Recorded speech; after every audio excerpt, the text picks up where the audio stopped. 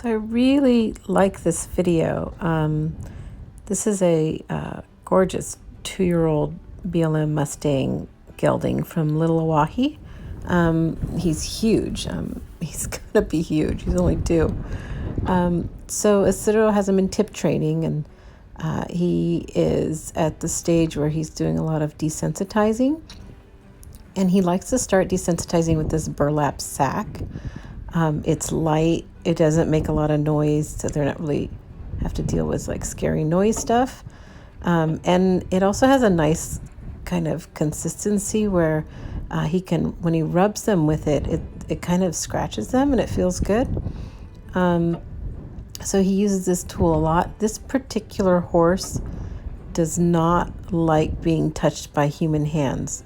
That happens sometimes with these Mustangs. I have no idea why, but they'll be okay with being touched with objects, but they don't like being touched by human hands. So Aceros kind of using this sack as an in-between. He got him used to being touched with the sack, and then he's kind of working his hand into the situation by rubbing him with the sack and his hand. And you'll see a little bit later that he uses it a lot as a go-between, because this horse just does not want to be touched by people's hands. And we get this question a lot with Mustang, especially new Mustang owners. They'll be like, I can touch him with a stick, I can touch him with a whip, I can touch him with a flag, but I can't touch him with my hand. And so this is a good technique to get him desensitized to that sack first, and then use the sack as an in-between of you touching your hand, by using that sack first and then kind of gradually getting your hand in there. And I kind of like Aceros' technique with desensitizing. Some people believe that you should stay on one spot until the horse is like okay with it. But I think that sometimes that can be too overwhelming and they can shut down easier. So he moves around quite a bit to different spots to just keep the horse kind of thinking and not just shutting down, because he's like, oh, where's he going to go next? What's he doing now? So it just keeps their mind more, I think, more occupied and present and focused than just staying in one spot, and then they can just kind of, their mind go elsewhere because they're like getting numb to it. And then he did something else that's really important. He walked away and kind of gave him a break. And then at the same time, he's working on his leading. And then so you could see here, like he's like, I've never seen that burlap sack before. And then now he's like, oh, you can't touch with your hand.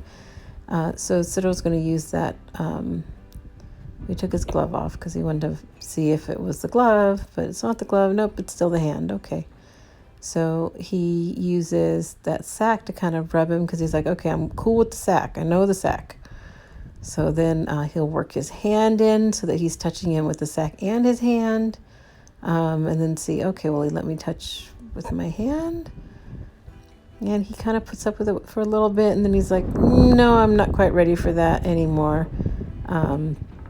And so it was like, all right, I'm not going to fight you and force you. He's like, okay, let me just grab my sack again, because I know that works, and we'll try it again. So this is, you got to just try and help them get the right answer, and not force them too much. Like, you got to make them a little uncomfortable, but not so bad that they're just completely fighting.